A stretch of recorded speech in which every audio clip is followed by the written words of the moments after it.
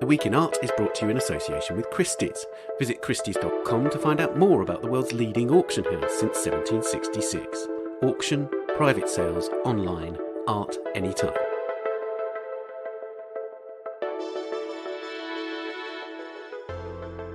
Hello, it's The Week in Art. I'm Ben Luke. This week, Hong Kong.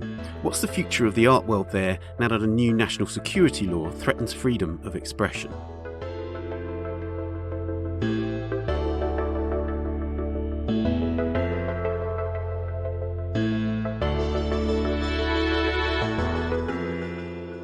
At 11 p.m. on the 30th of June, on the eve of the 23rd anniversary of Hong Kong's sovereignty handover to China, a new national security law came into effect in the former British colony. The law criminalises acts of secession, subversion of the state, terrorism and collusion with foreign forces. Offenders could be jailed for life. Notably, the law was drafted by Beijing, bypassing Hong Kong's legislature. In this podcast, we get the views of an artist based in Hong Kong, Kacey Wong, and of the commentator Alexandra Seno on the implications of the new law for artists and the wider art world. And regular listeners will know that in recent months we've had a feature called Lonely Works, in which we've explored art behind the doors of museums closed due to the coronavirus. But now that most museums around the world are reopening, we've brought the series to an end, and we're renaming it Work of the Week, with the same focus on a single artwork in every podcast. This week, Alyce Mahon, the author of a new book, The Marquis de Sade and the Avant-Garde, explores one of Leonor Fini's illustrations for Story of O by Pauline Réage. Before all that, a reminder that you can read the Art newspaper anywhere, anytime with our iPhone and iPad app. Visit the App Store, search for the Art newspaper, and then you can install the free app. If you're a subscriber, all the app content is available as part of your subscription. So, to Hong Kong. Kacey Wong is an artist who has a particular interest in social activism and is based in this so-called special administrative region of China. So how does he feel about the new national security law? What are the implications for him and other artists? I spoke to him on the line from Hong Kong. Kacey, on your website and when you talk about your work, you describe social activism and contemporary art very much together. Can you say something about the fact that social activism is at the heart of your practice as an artist? I didn't know about that in the beginning. My first degree is actually architecture. But now looking back, I realize my art practice actually came from that architectural practice, and within that core is the kind of humanism. That is to say, try to do good to society, to people in general, by either building architecture or building an interior or building something or making something. So as I migrate from architecture practice to fine art practice, then I slowly realize what I really want to achieve. That is to say, not only a beautiful object, but also try to achieve something like nice and beautiful, but almost like a higher spiritual thing than just a physical object. So that's how I look at what my practice is really about. Right. And I mean, protests are both the backdrop and often the kind of substance of your work, right? You've done, for many years now, you have gone onto the streets at pro-democracy protests and made work right at the heart of the protest. Can you say something about those live art works that you've made actually on the scene at protests? Well, ever since the Ai Weiwei kidnap incident back in 2011, I realized this the kind of loss of freedom or the gate of freedom is being slammed shut by the Chinese Communist Party, and then I start to go to the street and participate in protests. That is actually my kind of wake up call, and then slowly I realize I can empower people by bringing my art, such as large props or cosplay, to kind of live art performance work on the street.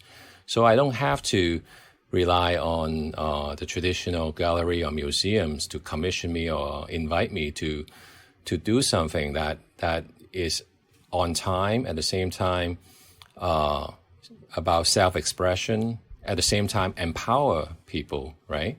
Because it's on the street, there's no limitation to the size, or like you don't have to buy entrance tickets, and is freely available for the public to enjoy one might not look at it as an art, and which is good sometimes, because you can really test the strength of the work. And often, you know how good the work is when people just give you a thumbs up, or a big smile on their face when they see you. And that's what I enjoy, kind of like hidden art, secret performance. But that, for instance, on one occasion you dressed up as a police officer, or a kind of special police officer, essentially, and we're sort of performing songs on the street. And there's a video of that, and with footage where the audience is applauding you, as you say, and you bring a smile to people's faces. But it's also sort of deadly serious, right? You are right at the heart of the situation, where people are essentially taking their lives into their own hands, and there's these are really urgent moments in terms of political protest. Well, in the beginning, let's say, comparing to the situation like 10 years ago, this kind of traditional protest on the street is definitely our rights. And we have been kind of voicing, when I say we, I'm saying the people of Hong Kong, voicing out our dissatisfaction with the government continuously. And then you can see in the past 10 years slowly progress to umbrella movement during 2014, during the Occupy zones situation, where a lot of artwork start to spring up. And then situation getting a bit more tense and getting a bit more violence, as well as the police, right? Like last year, 2019, is really a turning point. The police brutality escalated so much, and as well as those oppositional groups from the citizens themselves. So nowadays, I would say bringing large props. Like I used to have this pink tank that I parade down the street. This kind of era is gone, because we're talking about random shootings of pepper balls and tear gas, and you don't know who's standing next to you, right? I mean, he might have a knife and stab you, and it happens in the past. So right now it's all about be water, be mobile, and just run away as quick as possible. So a lot of cosplay going on instead of having large scale props. Okay, can you say something about the cosplay and what role that plays in your work relating to protests? Well, for me, in the beginning, it's more like trying to make a statement, right? Like trying to like art. I think it should be about revealing the invisible. If you go to museums and look galleries, often artists, have this sensitivity. It's kind of one step ahead of the crowd, and I want my art to be like that. And so often deals with like fear about like mainland Chinese police are coming to Hong Kong to arrest people, or the gangs that is around. So I use cosplay as almost like a storytelling methodology, almost like a child. So I dress up this as the villains, or one time I even dress up like Moses, okay, walking down with my tablet of the 5 demands. So basically it's a kind of dark humor storytelling performance amongst the crowd, and you'll be surprised, because when you go down in the protest site in Hong Kong, there are so many things to see. Unlike if you do it in a traditional museum, anything can be treated as art. But whereas in the protest site, for you to really stand out takes a lot of effort sometimes, because there's so many people and so much happening at the same time. So cosplay for me is in the beginning was like storytelling, but now it's getting even more about hiding one's identity, because the struggle of Hong Kong basically transformed from the 2014 traditional civil disobedience to the current uncivil disobedience, which is about hiding one's identity, black bloc, be water, cheat the CCTV, that sort of thing. So fake mustache and a lot of makeups helps to hide your face. So tell me about your feelings then about this new national security law. As you say, there's been you've intimated there that there's been this steady much more serious crackdown on the protests, to the extent that when you're saying in the 2019 protest, the protests right now, they have been that much more different, so that you felt that you couldn't make certain kinds of work amid the protests. But do you feel that the new law is another escalation and places even greater pressure on you as a protester and as an artist in terms of your visibility and the capacity that the authorities have to act against you? I think right now the national security law totally destroyed Hong Kong. I mean, it is like 10 times worse than what you just said. We're talking about, treason. We're talking about, people can get caught in any weird situation. Like a while ago, a few days ago, there was some people just holding blank A4 piece of white paper, okay, as a form of protest, and they got snatched. Or it can be anything. It can be a black T-shirt. It can be you have a keychain or something, or you have a sticker saying justice, and they will arrest you as evidence, because it's open. That law is now open for interpretation for the police. So once they arrest you, and in case they want to charge you, you have no opportunity to defend yourself. Not like the common law that we have been practicing in Hong Kong for hundreds of years. So this is something totally Chinese homebrew, superimposed on our system. So I mean, all my friends who weren't concerned about politics or society in general, now they are so scared. I was so surprised. So this matter is not only a creative people matter, or art and creative people, but it concerns everybody. A lot of fear generated, self-censorship, and as well as thinking about running away, immigration, or moving their money away from Hong Kong. So this is a really devastating blow to Hong Kong. That devastating blow, I'm sort of interested in to what extent, like, for instance, you talking to me, do you feel uncomfortable even doing this, even expressing yourself to me over this interview? I mean, is this a dangerous activity that we're engaging in now in terms of this new law? Yes, it is. Because in that stupid law, they have a criteria called spying, and it's written for you. So, and don't think that if you are a foreigner or if you have a foreign passport that it can protect you. The answer is no. I mean, we're talking about a KGB style operatives, okay? They have track record of kidnapping, killing people, or disposal of bodies. So this is like totally kind of unheard of for people of Hong Kong. That's why they're so scared. Right. And obviously, that, for instance, the UK government has said that people in Hong Kong can come to the UK. Are you and are people around you considering leaving Hong Kong? Is that something that you see as an option? Well, it's already happening. I mean, I have personal friends who already migrated to Taiwan, and some people, a few friends of mine who are Canadian origin, and now they moved back to Canada. And then one went to Texas. So this is it is a big escalation of moving out, or brain drain for the creative people. But personally, I'm not planning to leave. Hong Kong is my home. I think I'll.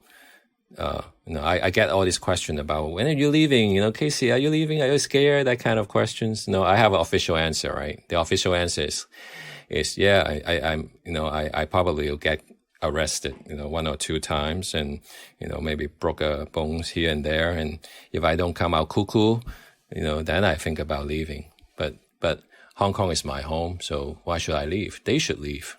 Right. But so what you're saying is that you will continue to actively protest. This isn't putting you off the idea because you're so committed to protesting now that even this extraordinarily draconian situation is not putting you off, and you will fight for your human rights. I think I'm not that grand. I'm scared too, right? But what I'm saying is, if you really look deep into this national security law, it is not designed for like a small potato like me. It is actually a multi-billion-dollar lucrative business, right? Because they're first going to try to arrest those runaway from mainland. I heard like 200, 300 of them are hiding in Hong Kong. By catching one of them, they get like millions of dollars. And then they're going to like devastate the legal system, which they're already doing right now. Maybe the next wave would be punish those lawyers so that if you got arrested, you have nobody to defend you because the attorneys are so scared. And then wave after wave of purging, then maybe like little potato like me. So I mean, I'm on the back of the line, but the enemy of the state, in their eyes is so long, the list. So I'm not going to worry too much. And also, it's not don't take that law too seriously sometimes, I think, because the Chinese law doesn't work like the Western law. They first have a target, and then they snatch you, and then they pin a crime on you, rather than you committed a crime, and then they snatch you. So I told my wife, if they got me, I know they're gonna pin me for like multiple prostitutions or something like that. And my wife already pardoned me, so I got the permit. Thank you.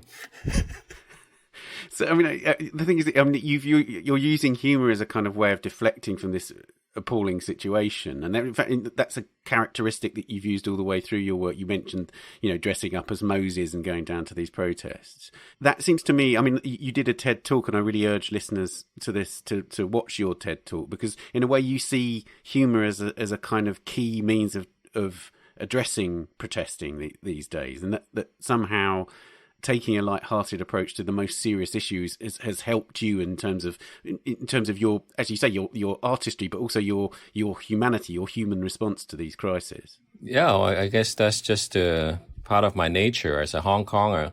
If you look back in the Hong Kong histories, Hong Kong in the 80s produced a lot of these funny comedy, like funny kung fu film, for example, very popular, and as well as like funny dramas. And we Hong Kong people are used to be that kind of people, just kind of, we can talk about everything, anything, and crack a joke about it. As a matter of fact, like personally, I grew up in Hong Kong watching British comedy such as Monty Python and the Flying Circus, and of course Benny Hill. I miss him.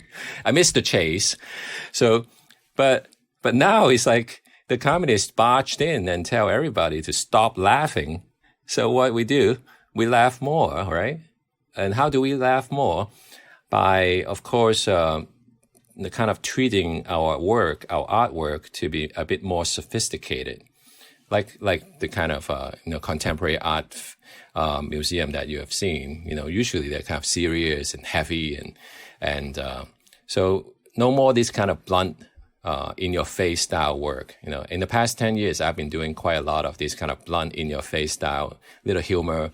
But it's very simple, and people can, because it's not designed for museum and galleries, more like for the general public. So they should kind of get it in like 3 seconds. But now with this new law, I can see in the future, of course, some artists would self-censor and kind of like basically keep quiet. That doesn't mean their anger just vanish. A lot of artists will continue the struggle by using their artwork as their tool to fight against this tyranny and injustice by turning their work into more sophistication, more coded. As we can see, the similar situation happens to mainland China when the Chinese government cracked down on their own people. The Beijing artists, for example, they kind of make it more double layer, triple layers, and the local people still understand.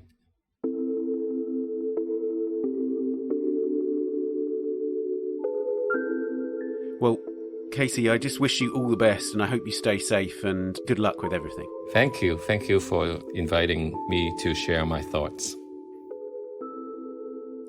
You can find out more about Kacey Wong at his website. That's caceywong.com. Now, of course, Hong Kong has become a hub for Western art organisations over recent years, from galleries like Gagosian and White Cube to the Art Basel Fair. What are the implications of the national security law for this wider art world? Can Western galleries continue to operate in Hong Kong, given the increasingly hardline approach to human rights? Alexandra Seno is a commentator and critic, and she also spoke to me on the line from Hong Kong. I began by asking her what she felt the effects of the new law might be. The main problem at the moment really is that no one is really sure how this will work. And that's where a lot of the tension and the anxiety comes from. But having said that, it has not yet been tested in that way for the cultural and arts community. So unfortunately, we don't really know. It's very broadly defined. It was released a day before July 1, so that's handover day, and only released in Chinese, which I think provided even more anxiety for certain members of the international arts community. Right. But what about, because obviously the impetus behind this came from the fact that there were pro-democracy protests, and there have been pro-democracy protests for some time, right? Or was there another catalyst? Well, this has always been on the agenda. So that's why it was first floated and kind of not very well sold in some ways to stakeholders, to the community. But this has been in the cards since way, way, way before the current protests. Right. Okay. So can you give us a sense of what those fears that you talk about are? Because it seems to me that the most important thing is that there are many creative people and indeed people across the art world who are very concerned about its effect on freedom of expression. So while the law has been, about much bigger things, it is about having a national security law defined in the context of a larger China. There has been a lot of concern and worry about what this will mean for the creative community. Hong Kong, by its nature, has a creative community that is very outspoken. They like to make up their own mind. They have their own minds, right? So how that may or may not curtail these expressions, I think, is one very big concern. Then, of course, there are consequences, like what will land you in prison or what will land you in jail. And then how that will be executed is another great anxiety. So does it mean that, you will be charged in Hong Kong? Does it mean that you could end up serving part of your sentence in the Chinese jail system? We don't know. And that is, I think, where a lot of the worry is coming from. I think one of the key things that I'm aware of as a distant observer is that it feels like a screw is being turned against the system, which has ultimately provided the sort of ecosystem for Western galleries, for instance, and Western artists to feel comfortable in Hong Kong. And now it seems there's anxiety about how long that can be a going concern, and it seems like there's an extra focus on so many of the activities of the Chinese state right now, which are causing deep concern right across the world. And it seems that in the past, regardless of what you think about this, certain actors within the arts community have been able to ignore that. But it seems to me that they have less capacity to do that now. Yes, well, while we really do not know how this is going to affect the cultural community, fundamentally, this is really about larger issues, right? So on one hand, it might feel like this is a new time in Hong Kong. But on the other hand, this was the only direction that the laws and security laws and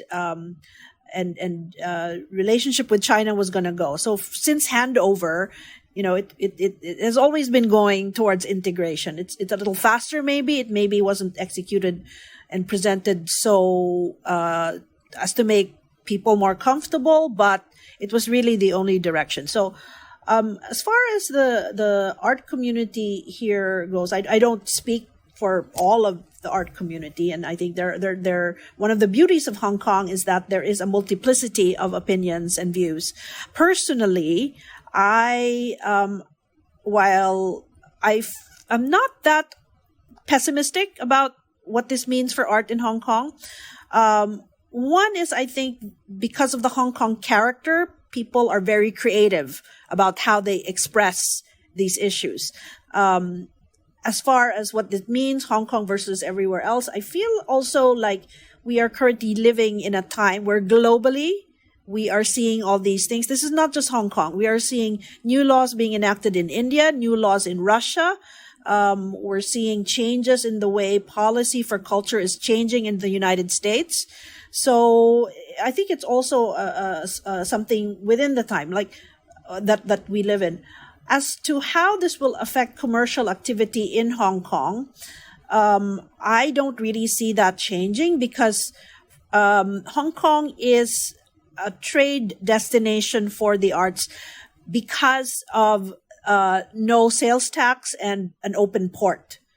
That does not change at all with the new law. I mean, when was the last time you saw political art that was highly critical of any government selling for a lot of money? So I think the nature of art commerce in itself does not really invite kind of any sort of change. I haven't heard any gallery with actual business saying, "Oh, this is going to be the end of us," or I'm not really hearing that yet or at all. I'm not saying that the opinion doesn't exist that maybe this will change how people think about their art. But, even for art fairs, if you really think of what sells at a fair or in a gallery, that sort of art is not really covered by possible restrictions with the new law. Right. I mean, is that the case in general? I mean, would you say that, we do see, even in the context of a commercial event like an art fair, you do see political work in let's say, Frieze or Art Basel in Basel or whatever. Yeah. Would you say that galleries are a bit more conservative when they show work in Hong Kong anyway, with the knowledge that, the conditions there are different? Or, obviously there's been a tremendous amount of work made in China that is deeply critical of the government, often in coded languages. But what I'm getting at is, to what extent is there a language of political protest within the art scene anyway? To what extent is it tempered? And that applies both to artists in Asia, but also the kind of work that is shown by Western galleries in Hong Kong. I really don't think it'll make much of a difference in terms of what we will see. Indeed, you look in China, you look in places like Thailand, where there are a lot of laws about what you can say and you can't say. These expressions still exist. I think people will just have to be more creative, maybe. To be so obvious is a bore anyway, so I don't see that kind of thing. I don't feel we'll see or miss that sort of expression. And so there's that. I mean, there's also the art that maybe appears in political protests on the street. Certainly that will change because you can be arrested on site. The police now have there are different flags. There's a blue flag, a yellow flag for when they throw tear gas, but there's a new flag. It's a purple flag, and that is warning that this is a violation of the new national security law. But again, I cannot emphasize enough how creative Hong Kong people are and how incredibly creative Hong Kong artists are. And, if you look again across the border, a certain degree of thought and creativity has managed to exist there. And I can't imagine why it will not exist in Hong Kong as well. In a way, a lot of the language around Hong Kong has always been about this idea of the two systems within one mechanism, hasn't it? And that has always, to a certain extent, been used as a sort of selling point to anybody who has concerns about freedom of expression in the past. If there is greater integration, and if these two systems become ever more integrated, does that have implications? Do you think there would be more concern about whether this was a viable concern going forward? Yes, intellectually, but practically speaking, I don't think that's so much of a concern Hong Kong still has a separate financial system, a separate customs system, a separate immigration system. And I also think just, looking at the way China has been operating, while because of the protests, they've had a lot of attention into Hong Kong, they have been very kind to Hong Kong. When Hong Kong has needed help, they have opened up borders, they have opened up tourism, they've opened the economy. And I really think that culture is not something that I would say is, compared to all the other things that Beijing has to worry about, is something that is a top priority. I suppose the thing that it strikes me as that might have the biggest effect is if there are changing responses to Hong Kong from the global community, and we're seeing something of that. And you were saying, currently the ports are as open as they ever were. The kind of structures are still in place and they haven't changed as a result of this law. But there is intimation from America that might change, for instance. Do you think greater condemnation and perhaps a change in, for instance, things like tariffs from other parts of the world would begin to have an effect on this art community in the future? Yeah, I don't know. I mean, in terms of, again, the commerce here, I can't really imagine anyone saying that this is, any disadvantages will outweigh the advantages of Hong Kong. I have seen, the kilometers of articles and commentary about Hong Kong, and for some of the articles that I just read, and especially Western press, just simply do not match the reality that we're feeling here. There is a disconnect, and Hong Kong is a special place, and people do hold that close to their hearts. But in terms of what kind of work artists are making, or what kind of shows curators are curating, that no one is saying that this is, outright that they are certainly not going to do this or do that. There's concern, but I have not seen that manifested visibly yet. For sure, it will be tested because, Hong Kong people like to push boundaries and test things, and they have their own opinions. But for the moment, that is really not something that I would say people are talking about. There's one of the things that I've been reading in newspapers has been how this is sort of quote unquote the end of Hong Kong. And I cannot tell you how many times I have heard that. In '89, when the joint declaration promising the handover was announced, that was the end of Hong Kong. '97, people were saying the tanks are going to roll in, and that was the end of Hong Kong too. SARS was, 2005, people said it was the end of Hong Kong. And guess what? We're all still here, right? So while Hong Kong changes because cities change everywhere, they're living beings, the Hong Kong today is not going to be the same as the Hong Kong in, say, 10 years, like any other city. I cannot imagine that, what makes Hong Kong work will change fundamentally in 10 years. I think Hong Kong will still be here. It will still matter, and it'll still be a place to consume, enjoy, and create culture.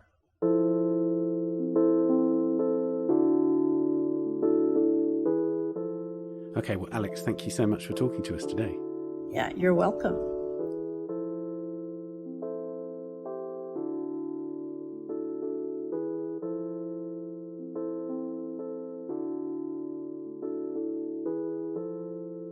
You can read more about this story at theartnewspaper.com and on the app, of course.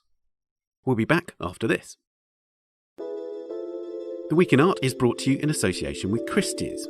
This July, Christie's presents its biannual visual feast of Asian art virtually for the first time. From rare Song Dynasty ceramics and 17th century Japanese screens to Tayab Mehta's seminal exploration of his falling figure, Asian Art Week offers an extraordinary breadth of work drawn from over 3,000 years of art making on the vast continent. View the art online in rich detail, explore Christie's enhanced virtual galleries, and read more about the highlights on christies.com/Asian Art Week. In a moment, we'll hear more about Leonor Fini's illustrations for Story of O. But first, here are some of the top stories on our website this week.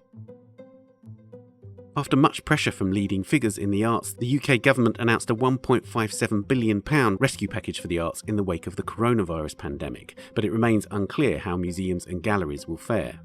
A government statement described the news as the biggest ever one-off investment in UK culture, and that there will be £100 million for the English Heritage Trust and the National Cultural Institutions in England. That's the 15 national museums, the British Library and the British Film Institute. But, Martin Bailey writes, the emergency assistance is likely to make up roughly half the losses suffered by the national museums, so they will remain under great financial pressure. The criminal case accusing Yves Bouvier of fraud and money laundering, which has been making the headlines since it was brought against the Swiss art dealer by the Russian billionaire Dmitry Rybolovlev in 2015, has been dismissed by a Monaco court. Bouvier said it was a total and definitive victory in Monaco, Vincent Noss writes. Criminal proceedings against Bouvier, again brought by Rybolovlev and accusing him of fraud, abuse of trust and money laundering, are still underway in Geneva. And finally, Catherine Hickley writes that a painting considered one of Bernardo Bellotto's masterpieces is to be auctioned by Sotheby's after it was restituted to the heirs of Max Emden, a Jewish retail magnate who lost much of his wealth as a result of Nazi persecution and sold the work under duress to Adolf Hitler. The work, a Dresden landscape, is estimated to fetch between £3 and £4 million in an evening sale in London on the 28th of July. You can read these stories and much more at theartnewspaper.com or on the app. Now, for the first of our works of the week. Alyce Mahon is a reader in modern and contemporary art history at the University of Cambridge, and her book, The Marquis de Sade and the Avant-Garde, has just been published by Princeton University Press. Among the artists that feature in the book is Leonor Fini, and it's an image from her series of illustrations for Story of O, Pauline Réage's novel that we're focusing on. You can see an image of the work as we discuss it, and a few others from the series, at theartnewspaper.com. Click on the podcast link on the homepage and look for this episode. Alyce, before we talk about the work itself, let's talk about Leonor Fini. We talked about her actually on the podcast quite a while back, but I think we should reintroduce her. Who was Leonor Fini? So Leonor Fini was an Argentinian-born woman surrealist who grew up in Italy and joined the surrealist group in the 1930s, mid-1930s. She's perhaps a bit of an oddity in terms of how we try to fit her into any school of art, because while she was one of the first women involved in the surrealist group and exhibiting as surrealist in 1936 with Max Ernst, by the 1940s or 50s, she sort of distanced herself from them and was probably hanging out more with people like Jean Genet and Georges Bataille. She's someone who did fabulous paintings of portraits. The Sphinx creature emerges in a lot of her paintings. But she also wrote her own fiction, and she was a great illustrator of erotic novels too. Now, de Sade is sort of a key figure in the whole architecture, if you like, of surrealist thought, right? Mm-hmm. But did she differ in the way she thought about de Sade compared to the male surrealist? So there's always this interesting tension between what the male surrealist did and what the female surrealist did in terms of those key cornerstones of surrealism, right? Yes, that's fair to say. I mean, in the first Surrealist Manifesto of 1924, the Surrealists claimed the Marquis de Sade as someone who was surrealist in his sadism. So they always emphasised the fact that the fantastic orgies that Sade documented in his libertine novels were very much of the imagination, and they showed the excesses and possibilities of the imagination where nothing was unthinkable. But it's true that with some of the male surrealists, notably André Masson or Man Ray in his photographic work, or Hans Bellmer in his drawings and illustrations, focused a lot on the idea of the male sadist and the female masochist, and very much in terms of the characters or the heroines, if you want to call them that, in Sade's literature, they might have focused on Justine, the figure of the virtuous sister who suffers in this sort of like a pilgrimage of tortures, really, until she's finally killed by nature herself, the sort of mother nature who kills her with a lightning stroke. But where we often come across images which, as I say, might be perceived as quite misogynistic, degrading women, certainly binding and wrapping and glorifying in how they might be abused in the image. With some of the women surrealists, they entered the arena of surrealism and Sade differently, and very much saw the idea of the libertine literature, the libertine text, as something which might be emancipatory for women.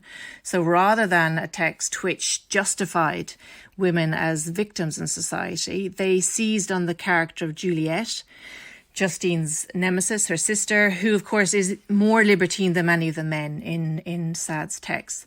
So she's the great heroine who kills her own father, kills her own child, who is vice embodied, and who's obsessed about the female orgasm of all things.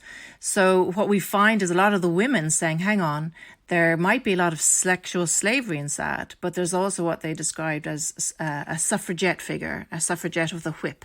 And that's something that Fini certainly latched onto. One of the things I'm intrigued by about Leonor Fini is that she has quite a complicated relationship with, like she said, she detested the word equality, right?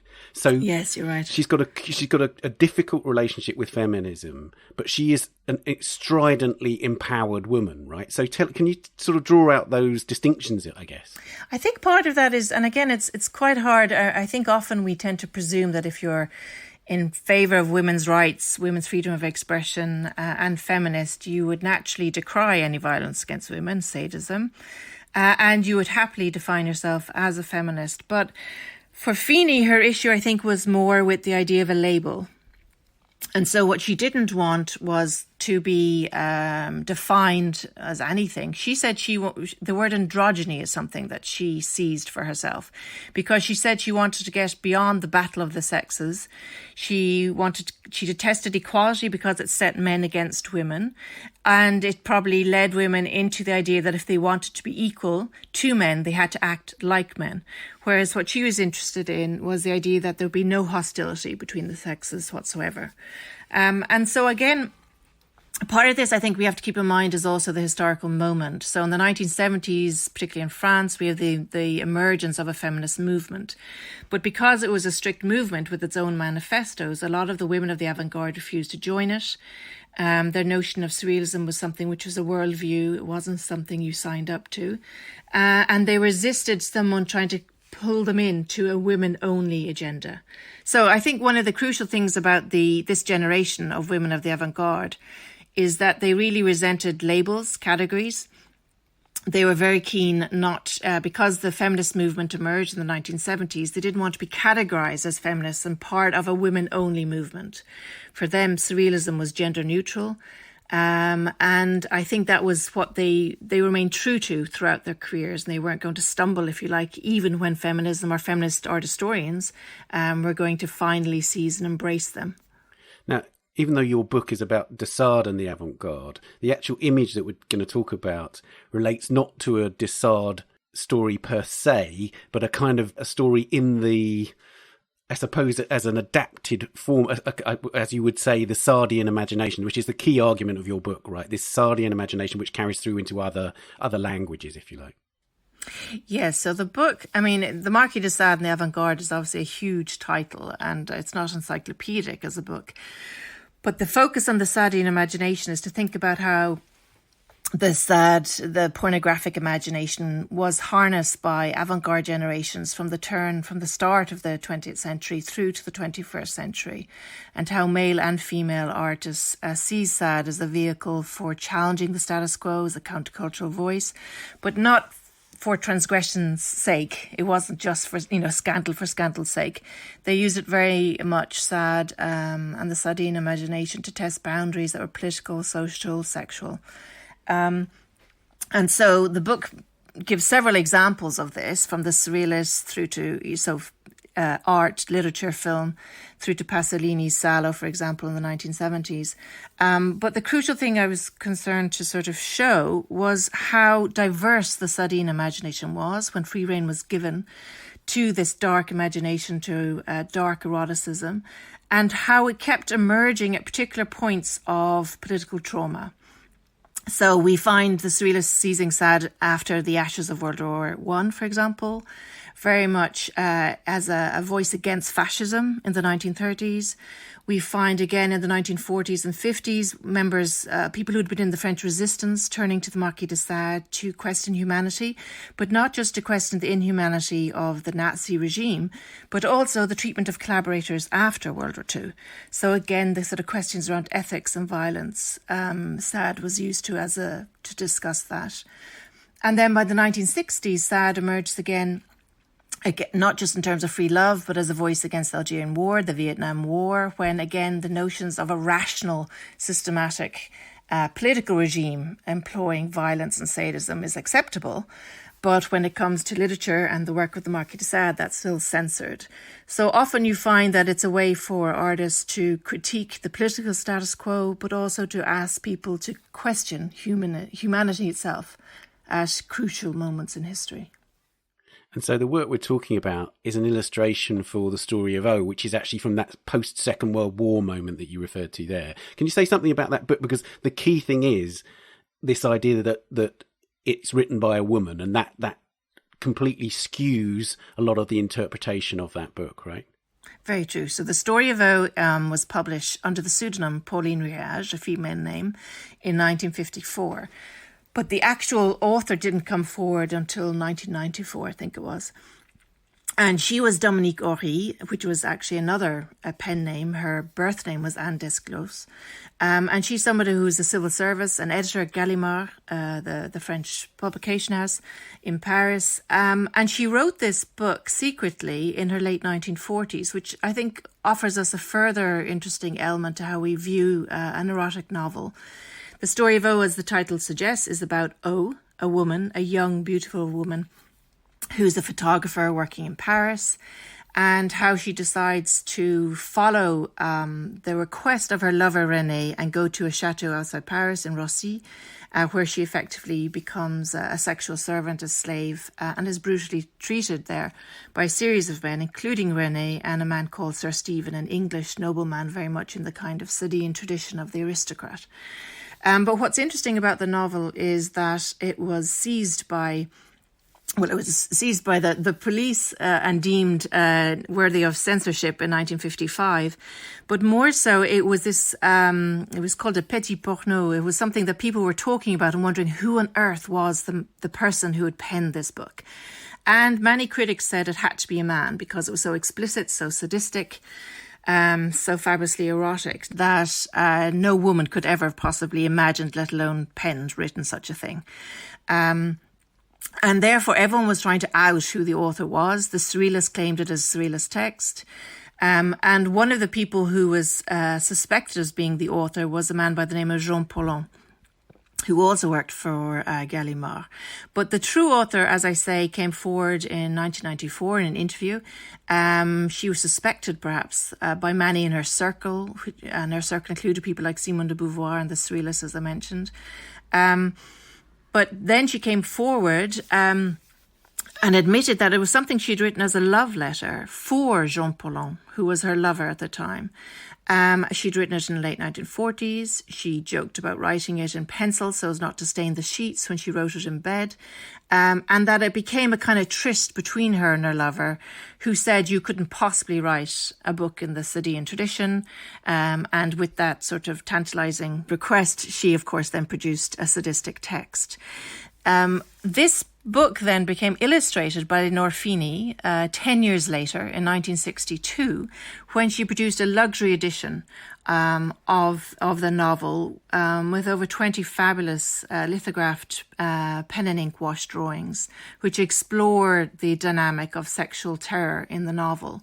And what's interesting is that the two women, while they weren't friendly, came together through the publisher, Jean-Jacques Prouvaire, but that actually the story of O, some of the details of the costumes, and particularly a finale, a final scene in it where the character O wears this owl mask, were inspired by Leonor Fini, this radical woman surrealist who was known for being outrageous, for living with two men, a ménage à trois, and who was known for wearing these fabulous costumes and also these wonderful masks for many masquerade balls. So Dominique Horry is this quiet, often described as quite nun-like woman. Mousy, I think, is how Leonor Fini herself described poor Dominique Horry. said that she had read about Fini in the press, seen these fabulous photographs of her with these handcrafted, made by Fini masks. And that became part of the inspiration for how she attired this modern woman who was embracing sadism and masochism, obviously, in this radical way. Fini, then, a decade later, comes to the text and says she found it fabulously cold in the tradition of the Marquis de Sade. But curiously, she said, while O is this wretch who enjoys being tortured by her male lovers, she herself identified with the males, the sadists rather than the masochists, which added a further nice play on how women of the avant-garde sort of engage with Sade in this way. And of course, the key thing is also that Fini illustrated Sade at a different point. So there is this connection, this hand stretching across her career and across time in terms of the Sardian imagination and now the story of O, so Fini is intimately interconnected in this world, as you say, not just as a personality in this book, but just in terms of her artistic language. Yes, so Fini in 1944, which again is a very interesting time, obviously, during the war, while based in Rome, clandestinely illustrated Sade's Juliet. So I mentioned already how Juliet is the libertine philosopher female role model. She's vice embodied, where Justine, her sister, both of them are convent educated, but Justine opts for virtue and the role of martyr. But curiously, Fini during the war illustrated a special edition of the Marquis de Sade's Juliet. She enjoyed telling press over and over throughout her life how she also printed it in the Vatican publishing press, which was curious, of course, because the whole undercurrent of Sade's writing isn't just an attack on authority and institutions, but very much against the church and the moral codes it enforces on us, and particularly on women. So in 1944, she'd produced over 20 drawings of Juliet already. She was fascinated by this character who was happy with parricide, with being wonderfully cruel. Who would sort of rip out the beating heart of a child and laugh. She was that vicious. And Fini had long, therefore, sort of pioneered this idea that women might find a pornographic imagination which could be put at the service of women, and not just in the name of feminism, but in the idea that, as I say, women shouldn't be curbed by society's expectations, that they always had to be virtuous, that they had to be passive, that they had to be fearful. And so she said that with the story of O, what she admired was the fact that it continued this Sadean tradition of offering an alternative to women, and that it described things that were painful, things that were strange, but things that were exciting in terms of giving a voice to women's sexualities and women's fantasies when it came to sexuality. Now, one of the things that strikes me looking at the particular image that we're talking about is that if you think about Leonor Fini's oil paintings, there's a sort of austerity and toughness in a way about that language she uses. They're very stark and quite hard-edged in terms of the way that they're painted. But this is an almost diaphanous pen and ink drawing, isn't it? Given the subject that it's depicting, there's a delicacy about it which belies the extremity of the subject matter. Yes, that's a fair point. And I think we often get a kind of photorealism in her oil paintings. But what I think she does in her use of pen and ink in many drawings, and particularly when it comes to the idea that a drawing as an illustration might extend a novel, extend a narrative. It means they're not meant to sort of translate text into image, but to get into the whole psyche of an erotic text. And that's where the wash actually creates this kind of nightmarish gothic effect, which I think creates a sense of claustrophobia around the body. And at the same time, it sort of lures, her daubs of colour lure the eye into sort of flesh exposed, flesh bruised, or often the face. And I think that this is one of a series of drawings. But what I find quite curious is the way the mouth becomes a wound, the face becomes a wound. And even when she uses these wonderful sort of aubergine palettes, these dark, it's all building out a sense of sort of bruised body. And yet there's gorgeous, detailed attention given to the bodices, to the dress, the codes, of course, of the sort of whole S&M attire. The boudoir scene is staged through those little details. But I think this is how she gets into the psyche of the erotic imagination, through this wash effect. And that's why she doesn't want it to be illusionistic, to be, cinematic in that way, because it allows the reader to again delve into the story through their own imaginings. That's true, and that strikes me very much. Sometimes you look at an illustration to a book and you can almost identify the exact line that it might be illustrating, but this isn't that, is it? It's telling several aspects of the story in a way. Yes, and I think she did once describe the fact that she was intrigued by the kind of, I think the twisting or the entwined bodies, she described it in the story, which is very good because it gets a sense of the mind and the body at work, because the story is told through the psyche, the narrative voice of O herself, who's torn between roles.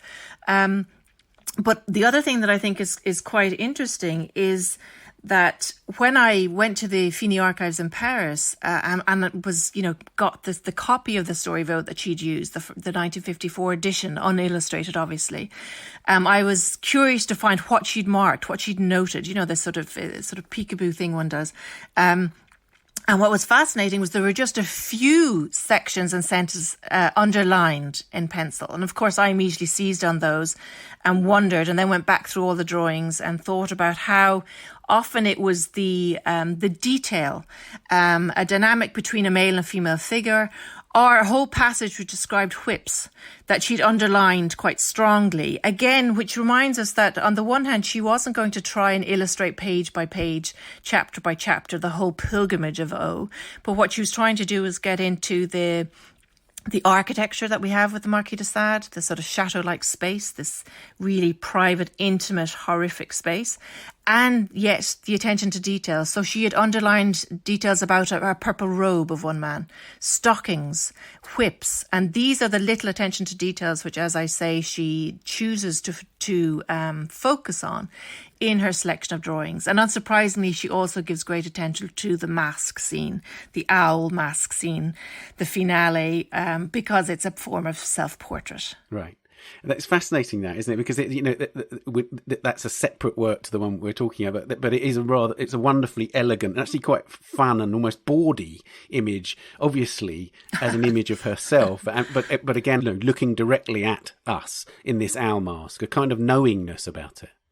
Yes, and I think that's where it's interesting to look at how she represents women's eyes, gazes, whether they're looking inwards or staring directly and kind of confronting the viewer. But the motif of the blurred eyes or the sort of dark psyche comes through in lots of the works and in the self-portrait with the owl, yes. And in this particular image, the other curiosity, I think, is the fact you have the sort of phallic male who's whipping, but you have two females.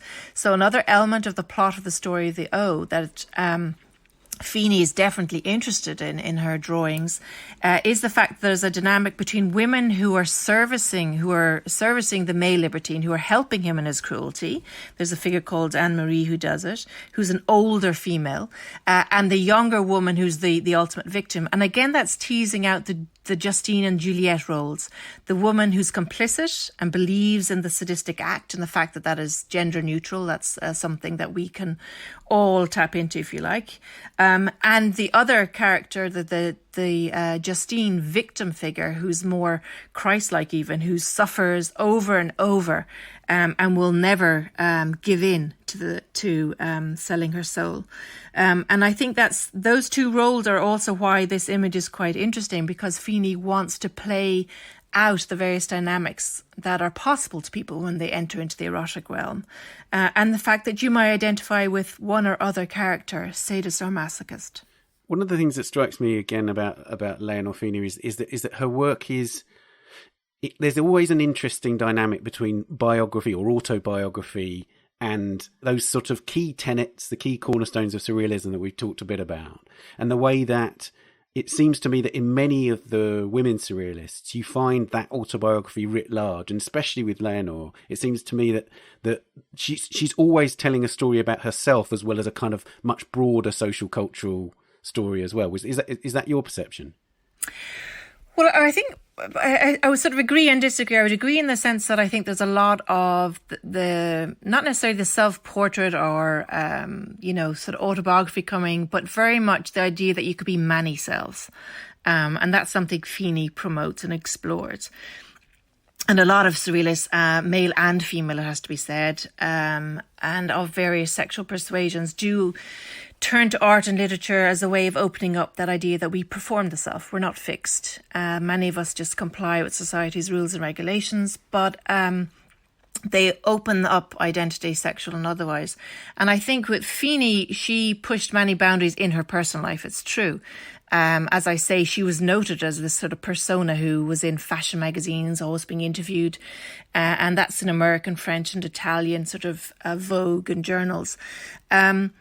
She also lived with two men, one of whom she said was a lover, one a friend. She courted many young men and represented men as muses, as passive creatures. So she could be seen as someone who employed quite a traditional male role when it came to her sort of self-portraiture. But I think what's more probably true about this collaboration, if you want to call that, between these two strong women, these very modern women, Horry and Fini, is that they really lived through hideous times, hideous political times, and yet they had a great faith in the power of the imagination and art to perhaps, remind us of the importance of being sensate people, that actually often going through the erotic body awakens us to our fears as well as our sort of pleasures and our dreams, and that at a time of fascism and war and brutality, we have to tap into that. So they often lure us in by something that seems quite personal, intimate, feminine even, but I think they were profoundly philosophical and wanted actually to go beyond their own biography in what they were doing in their work. And perhaps it's important that we don't, because they're women, we don't deny them that greater platform, if you like. I think they also present us with this mythological female, this image, and they felt that actually a matriarchal society would perhaps be a lot more positive and successful than a patriarchal one. So there was a feminist boot in the midst, even though they loathed, as we began with, this idea that they should be labelled feminist or labelled anything.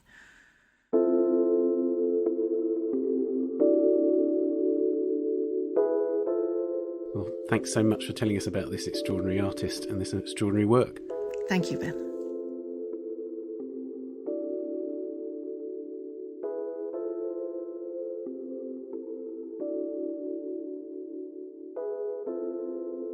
Alyce Mahon's book, The Marquis de Sade and the Avant-Garde, is published by Princeton University Press and is priced $45 or £38. And that's it for this week. Do sign up for the Art Newspaper's free daily newsletter for all the latest stories. Go to theartnewspaper.com and the newsletter link is at the top right of the page. Please subscribe to this podcast and give us a rating or review if you've enjoyed it. You can also find us on Twitter at Tan Audio and on Facebook and Instagram, of course. The producers of The Week in Art are Julia Michalska, Amy Dawson and David Clack, and David's also the editor.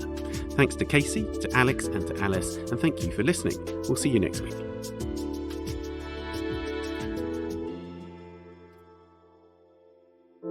The Week in Art is brought to you in association with Christie's. Visit christies.com to find out more about the world's leading auction house since 1766. Auction, private sales, online, art anytime.